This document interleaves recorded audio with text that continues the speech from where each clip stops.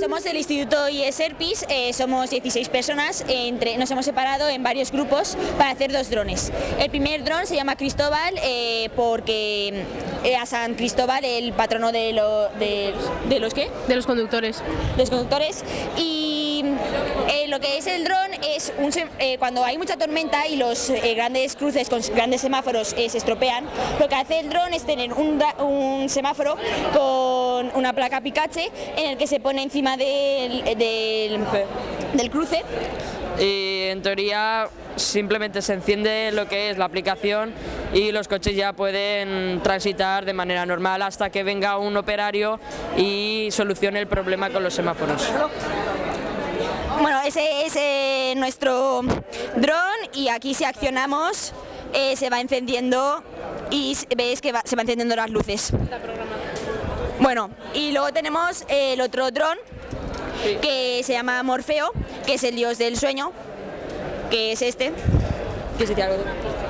Bueno, este es lo que consiste, bueno, le hemos puesto un tubo que hace como de cañón, en lo que consiste, y un muelle, consiste en disparar un dardo para tranquilizar animales en parques naturales, ya que a veces se puede complicar un poco la operación y arriesgar la vida del operario, así que de esta manera podemos mandar un dron y desde arriba, sin que el animal se entere, disparar y accionar el cañón. Bueno, tiene una cámara por donde podemos ver la superficie del parque natural y ya está, ahí tiene el servomotor para accionar el mecanismo y que el dardo salga con potencia gracias al muelle. Para mí yo creo que es una buena iniciativa, ya que no es algo teórico solo, sino es algo práctico y no sé, es una mejora, creo yo, para la educación en general. Mi nombre es Tomás Maica, soy profesor de tecnología del IES-ERPIS y aquí tengo una representación del alumnado de cuarto de la ESO.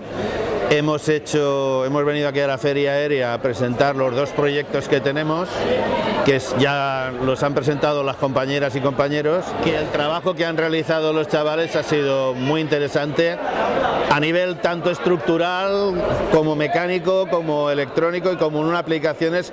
Las 2 aplicaciones han sido muy originales y estamos muy contentos con el trabajo hecho.